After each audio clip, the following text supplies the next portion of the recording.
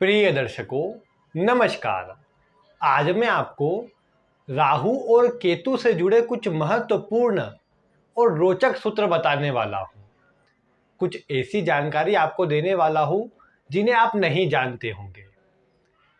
राहु और केतु की बात जब भी आती है तो मन में यह संदेह रहता है कि किस कुंडली में ये कैसा प्रभाव देंगे। हर कोई इसके बारे में जानना चाहता है क्योंकि ये दोनों छाया ग्रह है। पिंड के रूप में तो ये आकाश में विद्यमान नहीं है, लेकिन इसका पूरा प्रभाव हमारे जीवन पर पड़ता है। कई लोग इससे भयभीत भी होते हैं, तो कई लोग इसे अपने लिए एक प्रमुख ग्रह के रूप में, इसके रत्न के रूप में इसको धारण भी करते हैं, इसे और बलवान करने का प्रयास करते हैं। लेकिन कैसा प्रभाव आपको राहु और केतु देंगे, किस भाव में आपके राहु केतु बैठे हैं, आइए आज इससे जुड़ी एक रोचक जानकारी मैं आपको प्रदान करता हूं।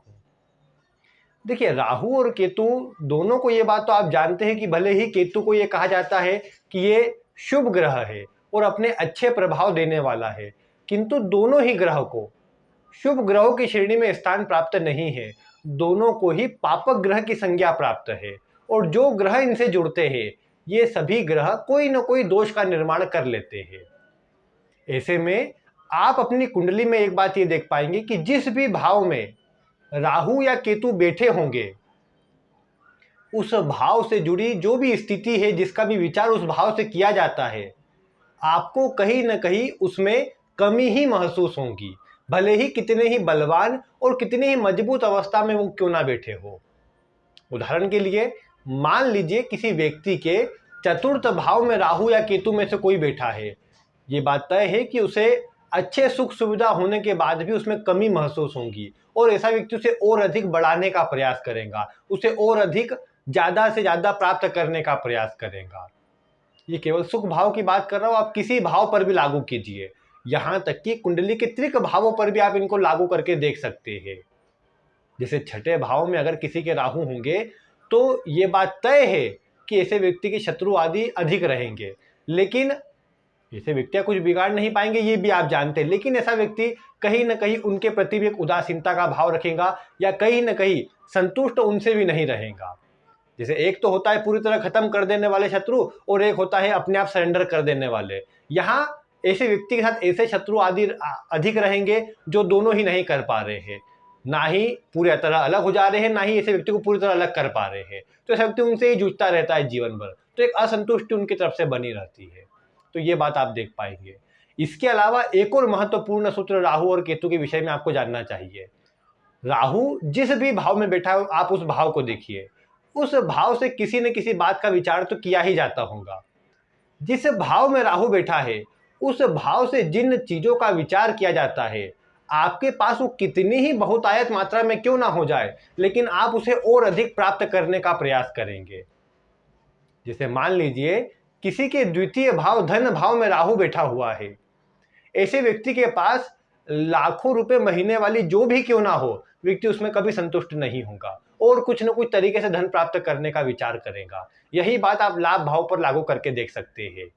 किसी के लाभ भाव में अगर राहु है तो ऐसा व्यक्ति कभी संतुष्ट नहीं होगा अपनी इनकम से, प्रयास करता रहेगा कैसे भी अधिक से अधिक और अधिक प्राप्त करता रहे। अब इसमें राशि आदि का रोल रहेगा, किस राशि में है। कई राशि आदि भी ऐसी हुई जो अत्यधिक उन चीज़ों को बढ़ा देती है, तो फिर ऐसा व्यक्ति कभी संतुष्ट नहीं होगा, बल्कि ये देखने को मिलेगा कि लाखों रुपए की सैलरी महीने की होने के बाद भी ऐसा व्यक्ति अन्य जॉब जिसमें और अधिक सैलरी हो उसके लिए प्रयास करेगा। ये बात आप आसानी से देख सकते हैं। अन्य किसी भाव में भी देख लीजिए, जिस भी भाव में राहु होगा उनसे जिन बातों का विचार करते हैं व्यक्ति कभी उनसे सुख नहीं, मतलब खुश नहीं होगा। कहीं ना कहीं अच्छा होने के बाद भी व्यक्ति को कमी महसूस होगी। भाग्य भाव में है तो भाग्य की कमी महसूस होगी, लग्न में है तो ऐसा व्यक्ति सोचेगा कि जो कार्य कर रहा है उसमें कोई ना कोई कमी है और अच्छा मुझे करने का प्रयास करना चाहिए। दूसरे से जो मान सम्मान मिल रहा है उसमें थोड़ी कमी है, ऐसा व्यक्ति ये सोचता रहेगा। हेल्थ मेरी अच्छी नहीं, उसमें कोई कमी है, उसे अच्छा होना चाहिए। मतलब कोई ना कोई जहां पर राहु बैठेगा उससे जुड़ी कोई ना कोई कमी आप सदैव महसूस करते रहेंगे। इन्हें रिश्तों पर भी लागू कर सकते हैं। जिससे राहु चतुर्थ भाव में है तो माता से आपको कोई ना कोई कमी महसूस होगी, आप चाहेंगे माता में ये भी होना चाहिए, माता में वो भी होना चाहिए, ये आपके स्वभाव में रहेगा। लाभ भाव से बड़े भाई का, तो तीसरे भाव से छोटे भाई का विचार होता है। तो जिस भाव में राहु होगा, अगर इन भावों में है, तो भाई से आपको असंतुष्टि रहेगी, आप चाहेंगे इनकी तरफ से और थोड़ा अच्छा होना चाहिए। तो ये बातें आपके मन में चलती रहेंगी। ये तो राहु की बात हुई। अब केतु की बात भी कर लेते हैं। केतु आपकी कुंडली में जहां पर होगा वहां से आपको अलग कर देगा या दूर कर देगा। केतु आप जानते हैं राहु किसी चीज में पूरी तरह आसक्त करने वाला है, तो केतु जहां बैठता है उन चीजों से आपको विरक्त करने वाला है। दोनों एक दूसरे के अपोजिट है। तो जो राहु बताता है वो केतु नहीं बताता। राहु ने आपको अटैच किया है और केतु ने आपको डिटैच किया है। भाई इतना ही अंतर है राहु और केतु में। तो राहु जिन भावों में है आपको उन चीजों में बहुत अधिक लगा देगा, और केतु जिन भावों में है उन चीजों से आपको अलग कर देगा। जैसे दशम भाव में केतु है तो आप देखेंगे ऐसा व्यक्ति काम में रुचि नहीं लगा पाएगा। मतलब काम करेगा, ऐसा नहीं कि कोई आलसी होगा, किंतु आप ये बोल सकते हैं कि एक ही जगह स्थिर रूप में कार्य कर पाना ऐसे व्यक्ति के स्वभाव में नहीं रहता। जीवन काल में 3-4 बार काम बदलने का तो ऐसा एक आम बात हो जाती है ऐसे व्यक्ति के लिए। हर 2-4 महीने में काम बदलते रहना ये स्थिति भी कई बार निर्मित कर देता है। कार्य में भी रुचि कम हो जाती है इसके कारण। फिर जैसे दशम भाव से उच्च वर्गीय लोग जो आपके मतलब पिता समान है, पिता से भी मतलब बड़े बॉस आदि जो आपके कार्य क्षेत्र पर हो, उच्च वर्गीय लोग जो आपके कार्य क्षेत्र पर हो, उनसे आपके कहीं ना कहीं संबंधों को ये केतु खराब करेगा, उनसे आपको दूर कर देगा। ये प्रभाव केतु में आता है। केतु नवम भाव में हो तो नवम भाव का केतु क्या करेगा कि आपको, अब जानते हो तो जो प्रभाव में सभी ग्रहों का बता चुका हूं। अगर आपने सभी ग्रहों का प्रभाव नहीं देखा है किन भाव में कैसा होता है, तो उन वीडियो की लिंक तो आपको डिस्क्रिप्शन में मिल जाएंगी। किंतु केतु की आप बात करेंगे तो केतु नवम भाव में बैठकर कितना ही अच्छा प्रभाव क्यों ना दे, लेकिन आपको ये कहीं ना कहीं ये बात अवश्य देखने को मिलेगी कि आपको पिता से दूर कर सकता है। पिता से बने नहीं या आप दूर रहे। या फिर केतु कहीं ना कहीं नवम भाव में बैठ करके, अब नवम भाव धर्म का होता है। अब केतु आध्यात्मिक ग्रह होने से आपको धर्म में जोड़ दे, लेकिन जो रूढ़िवादी बातें धर्म में होती है आप उनको कभी नहीं माने, ये बात भी केतु उत्पन्न कर देगा। केतु जिन भावों में होगा वहां से विशेषकर जो संबंध आदि है उनमें कुछ उतार चढ़ाव भी कई बार दे देता है, उनसे दूर करने का काम कर देता है। यानी परमानेंट उनसे जुड़ाव आपका नहीं रहेगा, ये बातें केतु से आप जान सकते हैं। दूसरे भाव में इसलिए अधिकतर किसी केतु होते हैं तो ऐसा व्यक्ति कुटुंब आदि से सब कुछ छोड़ करके बाहर चले जाता है, कहीं दूर चल जाता है। तो ये सब प्रभाव देखने को मिलता है। आप भी देखिए आपकी कुंडली में राहु केतु कहाँ पर है और कैसा प्रभाव आपको मिल रहा है।